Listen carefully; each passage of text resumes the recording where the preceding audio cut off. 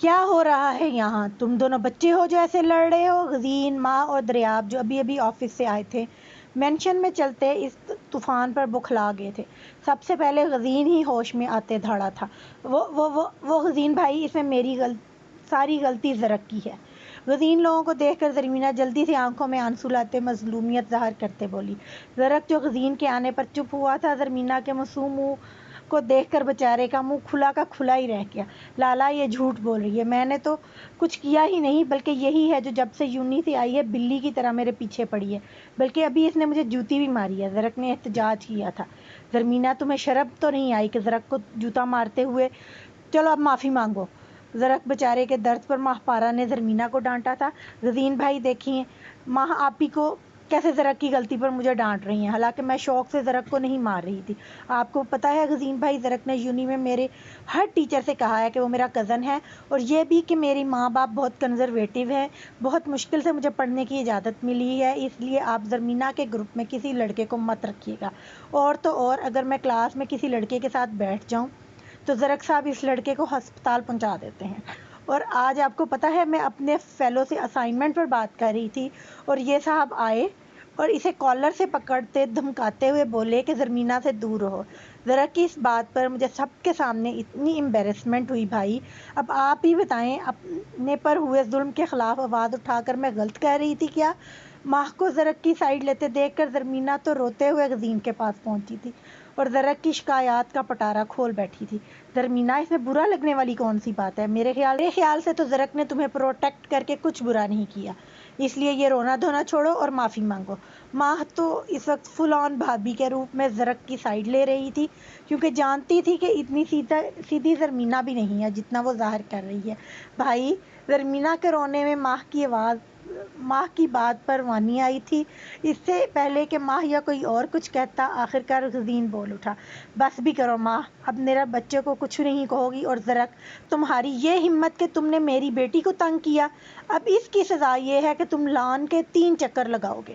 زرمینہ کے سر پر ہاتھ رکھتے غزین نے زرک کو گہری نظروں سے جانچتے سزا سنائی تھی، جو اس وقت زرمینہ کے سرخ چہرے کو محبت پاش نظروں سے دیکھتے اس کے واری جا رہا تھا۔ غزین، جسے پہلے ہی زرک کی حرکتیں مشکوک لگتی تھیں، اس ساری صورتحال سے اپنے بھائی کے دل کے حال سے خوب واقف ہو گیا تھا۔ لیکن ماں، آپ بھی دیکھیں، یہ ظلم ہے، میری غلطی تو اتنی بڑی نہیں تھی۔ دھوپ میں چکر لگانے کا سوچتے بیچارے زرک کے چہرے پر ہوائیاں اڑی تھیں، اس لیے ماہ کو گھسیٹتے احتجاجاً بولا، ہاں غازی، آپ ایسا نہیں کر سکتے، یہ کوئی بات نہیں ہوئی کہ آپ 2 لڑائی کرنے والوں میں سے صرف ایک کو سزا دیں۔ اب لاؤنج کی حالت یہ تھی کہ ایک طرف غزین اور زرمینہ تھے اور دوسری طرف زرک اور ماہ تھے۔ ایسے میں دریاب اور کشمالہ اپنے چہرے پر ہاتھ رکھتے لاؤنج میں بیٹھے ان کو دیکھتے لطف اندوز ہو رہے تھے۔ بس بہت ہوا، جو میں نے کہہ دیا وہی ہوگا، اور پھر صرف زرک کو ہی سزا ملے گی، وہ بھی ابھی کے ابھی۔ آخرکار غزین نے سختی سے کہا تھا، جس پر ماہ منہ بسور کر ایک طرف بیٹھ گئی تھی اور زرک بیچارہ اس لان کے چکر لگاتے زرمینہ کو مسکراتے دیکھ رہا تھا۔ اسے اپنی آگے والی زندگی بہت مشکل نظر آ رہی تھی۔ ہیلو مسٹر غزین، میں سٹی تھانے سے انسپکٹر امجد بول رہا ہوں۔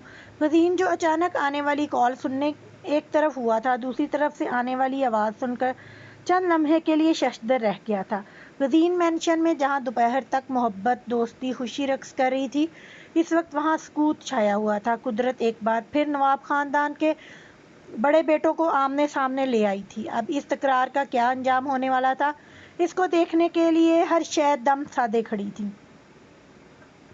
یہاں تک کہ لان میں موجود ماہ پارا سے لے کر کشمالہ تک سب کی بے چین نظریں غزین پر تھیں، جو اپنی سرخ نظروں کو شاہزر کے جھکے سر پر مرکوز کیے کھڑا تھا۔ نواب شاہزر خانزادہ، آج تم مجھے بتا ہی دو کہ تمہاری نظر میں میری کیا اوقات ہے، جو تم مجھے ذلیل کرنے کا کوئی موقع جانے نہیں دیتے؟ کیا تم مجھے زندگی میں خود پر بھروسہ کرنے کی سزا ہر بار دو گے؟ آخرکار غزین کی سخت آواز نے ماحول کے سکوت کو توڑا تھا۔ خان، میرا اس ایکسیڈنٹ میں میرا کوئی ہاتھ نہیں تھا، وہ تو سامنے والا ہی غلط سائڈ پر سے آ رہا تھا، شاہزر نے ہٹیلے لہجے میں کہا تھا۔ ہاں، ہر بار صرف سامنے والے کا ہی قصور ہوتا ہے، جیسے میرا قصور تھا کہ میں نے اپنی بہن کی ذمہ داری تمہیں دی، زرگل کا قصور تھا جس نے تمہارے دکھاوے کی محبت کو سچ سمجھ لیا۔ جیسے ولیجہ کی غلطی تھی کہ اس نے تمہارے مطلب کی آڑ میں چھپی دوستی کو سچ مان لیا. کیوں میں ٹھیک کہہ رہا ہوں نا؟ غزین نے غصے سے شاہزر کے کالر سے پکڑ کے کہا تھا. دوسری طرف غزین کی بات پر شاہزر کے ماتھے کی رگیں ابھری تھی. مجھے جو مرضی کہہ رہو لیکن میری محبت کو کچھ گالی مت دو خان. شاہزر نے اپنی سرخ آنکھوں غزین کی آنکھوں میں گاڑتے گراتے ہوئے کہا تھا. کیوں نہ کہوں میں تمہاری سو کالڈ دکھاوے کی محبت کا کچھ جو میری بہن کو کھا گئی. ارے محبت تو انسان کو زندگی دیتی ہے اور تمہاری یہ کیسی محبت تھی کہ جس نے میری بہن کی زندگی چھین لی. شاہزر کی بات پر غزین نے اپنا کنٹرول کھوتے 2-3 لگاتار پنچ شاہزر کے چہرے لگائے تھے. غازی بھائی اور لالا جیسی آواز مینشن کے لان میں ابھری تھی جس پر دریاب اور زرق نے لڑکیوں کو آگے بڑھنے سے روکا تھا کیونکہ آج سالوں بعد وہ دونوں روبرو آئے تھے. ایسے میں ان کا اپنی اپنی بھڑاس نکالنا بہت ضروری تھا. میں نے کہا نا میری محبت کو کچھ مت کہو خان. تو تجھے سمجھ کیوں نہیں آ رہا؟ اب کے شاہزر نے بھی بدلے میں غزین کے چہرے پر پنچ مارا تھا. تمہاری محبت؟ ارے وہ محبت نہیں تھی، وہ تو بس ٹائم پاس تھا جو تو نے میری بہن کے ساتھ کیا تھا کیونکہ محبت سٹینڈ لینا سکھاتی ہے، وقت میں ساتھ چھوڑ دینے کا کہتی ہے. کاش تو میرا یار نہ ہوتا تو تیرے ٹکڑے کر دیتا. غزین نے شاہزر کے چہرے پر دوسرا پانی مارتے غصے اور نفرت سے بھرپور لہجے میں کہا تھا. خان اب تم حد پار کر رہے ہو. میں نے محبت میں پیٹھ نہیں دکھائی تھی. شاہزر نے اپنی ناک سے نکلتا خون آستینوں سے صاف کرتے غزین کو کالر سے پکڑا تھا. اگر تم نے پیٹھ نہیں دکھائی تھی تو اس وقت کہاں تھی جب میری بہن تکلیف میں تھی؟ اس وقت کہاں تھے جب اس کا زبردستی نکاح کروایا جا رہا تھا؟ ہاں بتاؤ مجھے، کہاں تھے تم؟ اپنے کالر چھڑاتے غزین گھبرا کر بولا تھا. اس کی سبز آنکھیں جس کے پاس شاہزر کے پنچ سے نیلا نشان پڑ چکا تھا لہو چھلکا رہی تھی. اگر تکلیف زری نے اٹھائی تھی تو ہسپتال کے بیڈ پر میں بھی مر رہا تھا جس کی ٹانگ نے اسے بے بس کر دیا تھا. شاہزر نے چیخ کر کہنے پر غزین تو کیا وہاں موجود ہر چیز چند لمحوں کے لیے ٹھہر گئی تھی. کیا ہوا؟ چپ کیوں ہو گئے خان؟ کیا بس الفاظ ختم ہو گئے تمہارے؟ نہیں، شاید تمہیں ابھی بھی یقین نہیں آ رہا ہوگا کہ میں سچ کہہ رہا ہوں. تو چلو یہ دیکھو میری ٹانگ پر یہ سٹیچز کے نشان نظر آ رہے ہیں تمہیں؟ یہ اس وقت لگے تھے جس دن میں بی جان سے لڑ کر غصے سے ریش ڈرائیونگ کرتے شہر کی طرف آ رہا تھا اور راستے میں ہونے والے ایکسیڈنٹ سے ہسپتال کے بیڈ پر جا لیٹا تھا. شاہزر نے اپنی بائیں ٹانگ سے ٹراؤزر کو اوپر کرتے غزین کو دکھائے تھے. جانتے ہو وہ ہفتہ میں نے ہسپتال میں نیم بے ہوشی کی حالت میں کس قدر اذیت سے گزارا تھا، لیکن جس وقت ہوش آیا تب تک میرا سارا متاع لٹ چکا تھا. گھر کے دروازے پر مجھے میری زندگی کفن میں لپٹی ملی تھی اور میں بے بس کھڑا تھا. اب بتاؤ اس میں میرا قصور کہاں تھا؟ شاہزر اپنے آنسو ضبط کرتے گھٹنوں کے بل زمین پر بیٹھا تھا کیونکہ ماضی کے غم پھر سے تازہ ہوئے تھے. تمہارا قصور تھا شاہزر خان، تھا تمہارا قصور. تم چاہتے تو اس دن زری کو اپنے اعتماد میں لے کر ساری بات بتا کر بی جان کو منانے کی کوشش بھی کر سکتے تھے، لیکن نہیں. تم تو ٹھہرے دی شوخے شاہزر خان جو غصہ میں گھر سے ہی چلے گئے. یہ کوئی ٹی وی ڈرامے نہیں تھے شاہزر خان جو تم سب چھوڑ کر چلے گئے تھے. تمہیں پیچھے سے آواز دی جائے. غزین نے شاہزر کو کالر سے پکڑتے کھڑا کیا تھا. ہاں مانتا ہوں ہو گئی یہ غلطی مجھ سے، لیکن تم نے بھی تو مجھے اس غلطی کی کتنی بڑی سزا دی ہے. 7 سال غزین خان، 7 سال جو کہنے کو محض 2 لفظ ہوں گے لیکن میرے لیے کسی عذاب سے کم نہ تھے، جو میں نے خود کو دیار غیر میں سب سے دور کر کے خود کو سزا دیتے گزارے، جن میں تم نے خود تک پہنچنے کی میری ہر کوشش کو ناکام بنا دیا. اگر تم نے تو مجھے میری صفائی میں کچھ کہنے کا بھی موقع نہیں دیا تھا. اب تو بس کر دو خان، میں تھک چکا ہوں. تم تک پہنچنے کے لیے بہت سوں کو تکلیف بھی دے چکا ہوں لیکن تم نے مجھے ہر چیز سے دور کر دیا. لیکن بس اب اور نہیں. مجھے میرا یار چاہیے، میرا خان چاہیے جو ہر تکلیف کو مجھ تک آنے سے پہلے روک دیتا تھا. خان میں محبت کھو چکا ہوں لیکن اس دوستی کو نہیں کھونا چاہتا. شاہزر خان جیسا سخت شہزادہ اس وقت نواب غزین خانزادہ کے سامنے بیٹھا رو رہا تھا تو دوسری طرف موجود خانزادہ کی آنکھوں میں بھی آنسو تھے. اسے کہاں برداشت تھا کہ اس کی بہن کی محبت، اس کا یار اس کے سامنے آنسو بہائے. اس لیے شاہزر خان کو اپنے باہوں میں بھیج گیا تھا. ان دونوں کے ملتے ہی دور کھڑے سب لوگ نم آنکھوں سے مسکرا دیے تھے. میری بچھڑی محبوبائیں، ہم پر بھی نظر کرم کر دو، ہم بھی راہوں میں کھڑے ہیں. زرق کے شرارت پر کہنے پر غزین اور شاہ نے آنکھیں صاف کرتے مسکرا کر دریاب اور شاہزر کی جانب دیکھا تھا اور اپنے ساتھ انہیں بھی اپنے حصار میں لیا تھا۔ شاہزر لالا، دریاب لالا، زرک بچے، چلو بس کرو اور اندر آ جاؤ، میں تم سب کے لیے اچھا سا کھانا بناتی ہوں، اور ہاں اب ارد گرد کے لوگوں کو بھی لے آئے۔ بدگمانی اور نفرت کے بادل چھٹے تھے تو محبت نے بھرپور طریقے سے انگڑائی لی تھی، جس پر ماہ پارا کو بھی غزین کی دوپہر والی حرکت یاد آئی تھی، اس لیے اپنی ناراضگی کا کھلے عام اظہار کرتے لڑکیوں کو لے کر اندر بڑھی تھی۔ ماہ پارا کی اس ادا پر جہاں غزین کے ہونٹوں پر مسکراہٹ بکھری تھی، وہیں ان سب نے غزین کو شرارتی نظروں سے دیکھا تھا۔ خان، ویسے میری بھابھی بالکل تیرے ٹکر کی ہے۔ شاہزر کی شرارتی آواز پر غزین نے جھیم کر اس کی پیٹھ پر تھپڑ مارا تھا۔ لگتا ہے ابھی کم مار پڑی ہے، اس لیے مزید کھانے کے بہانے ڈھونڈ رہے ہو؟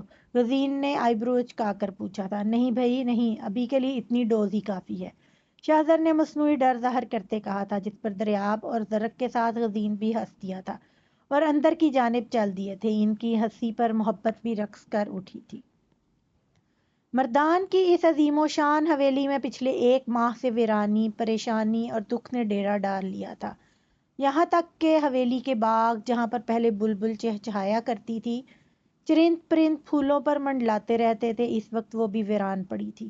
حویلی کے رہائشی حصہ تو ایسے لگ رہا تھا کہ صدیوں سے سنسان پڑا ہو، جس کے ایک کمرے سے کسی کے کھانسنے کی آواز آ رہی تھی، جہاں بیڈ پر ایک صدیوں کی بیمار عورت کھانسی سے دوہری ہوتی، پاس پڑے پانی کے گلاس کو پکڑنے کے لیے نڈھال ہوتی، بستر سے گرنے کو تھی۔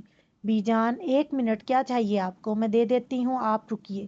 دروازہ کھولتے نگین بیگم اس عورت کے پاس آئی تھی، لیکن حیرت کی بات یہ تھی کہ وہ اس عورت کو بی جان کہہ رہی تھی، جس کا نچلا دھڑ پیرالائز تھا، جس کی وجہ سے ٹانگیں بستر پر بے بس پڑی تھیں۔ وہ تو کہیں سے پرانے والی انا پرست بی جان نہیں لگ رہی تھی، جس کے چہرے سے ہر وقت غرور ٹپکتا تھا۔ نگین بیگم نے بی جان کو پانی پلایا تھا اور اسے بستر پر سیدھا کر کے لٹایا تھا۔ بی جان، یہ بیل میں نے اسی لیے یہاں پر رکھی تھی کہ اگر آپ کو کوئی چیز چاہیے ہو تو بلا لیجیے گا۔ تو پھر کیوں نہیں بلایا آپ نے مجھے؟ نگین بیگم نے اعتراض کرتے بیڈ پر بی جان کے پاس پڑی گھنٹی کی طرف اشارہ کیا تھا۔ میں تم لوگوں کو پریشان نہیں کرنا چاہتی بیٹا، بی جان نکاحت زدہ لہجے میں بولی۔ کیسی باتیں کر رہی ہیں بی جان، بیٹیاں بھی بھلا ماں کے کام کرنے سے پریشان ہوتی ہیں؟ نگین بیگم نے افسوس سے کہتی ان کے پاس بیٹھی تھی۔ تم بھی مجھ سے سب کی طرح نفرت کیوں نہیں کرتی نگین؟ میں نے تمہیں بھی تو کئی دفعہ بے وجہ سزا دی ہے۔ نگین بیگم کی محبت پر بی جان نے روتے ہوئے کہا تھا۔ جب سے وہ بستر سے لگی تھیں، ان کی ساری اکڑ ختم ہو چکی تھی۔ اب تو بس سارا دن بستر پر پڑی رہتی تھی اور اپنے ماضی کو سوچتے روتی رہتی تھی۔ بی جان، جب وقت نے آپ سے اپنا حساب پورا کر لیا تو ہم کون ہوتی ہوں آپ سے حساب لینے والی؟ ویسے بھی جتنا آپ نے مجھے ڈانٹا ہے، اتنا تو ماں بھی ڈانٹ لیتی ہے، تو میں کیوں اس بات کا برا مناؤں گی؟ نگین بیگم نے بی جان کے ہاتھ کو محبت سے اپنے ہاتھ میں لیا تھا۔ صحیح کہا نگین، قدرت نے بہت اچھی سزا منتخب کی ہے میرے لیے۔ جانتی ہو، لاچاری انسان کے لیے سب سے بڑا عذاب ہے، لیکن پھر بھی مجھے لگتا ہے کہ یہ سزا میرے لیے بہت کم ہے۔ جو گناہ میں نے کیے، ان کے آگے تو یہ کچھ نہیں ہے۔ میں نے رب کی رحمت سے منہ موڑا ہے۔ نگین، جانتی ہو، ہر عمل کا رد عمل ہوتا ہے، جو کئی بار بہت شدت کے ساتھ اثر انداز ہوتا ہے، جیسے میرے ساتھ ہوا۔ میں گل بانو بیگم نواب خاندان میں پیدا ہوئی 5 بھائیوں کی اکلوتی اور بڑی بہن تھی۔ میرا چھوٹا بھائی مجھ سے 10 سال چھوٹا تھا۔ یہی وجہ تھی کہ میرے بعد جب کافی عرصہ اماں کو اولاد نہ ہوئی تو میری دادی نے ان پر زندگی تنگ کر دی تھی۔ وہ ہر وقت مجھے منحوس، بری اور نہ جانے کیا کچھ کہتی تھی۔ پھر میری اماں بھی غصے میں آ کر مجھے ہی برا بھلا کہتی تھی، جس سے آہستہ آہستہ میرے ذہن میں یہ بات بیٹھ گئی کہ ایک لڑکی ہمیشہ منحوس، سبز قدم اور ناسماری ہوتی ہے۔ پھر جب میری شادی کر کے آئی تو میرے شوہر کو بھی مجھ سے بیٹا ہی چاہیے تھا۔ میں ہر وقت ایک خوف کے سائے میں رہنے لگی۔ لیکن جب میرے ہاں پہلی مردہ بیٹی پیدا ہوئی، اس وقت میرے شوہر کے الفاظ نے مجھے مزید بیٹی سے بدظن کر دیا تھا۔ بی جان ان الفاظ کو یاد کر کے جیسے افسردہ ہوئی تھی۔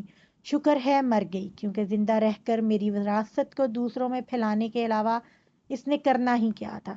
ان الفاظ کے بعد میں دن رات اللہ سے بیٹے کی خواہش کرنے لگی تھی۔ پھر اللہ نے میری سن لی اور مجھے اوپر نیچے 4 بیٹوں سے نوازا۔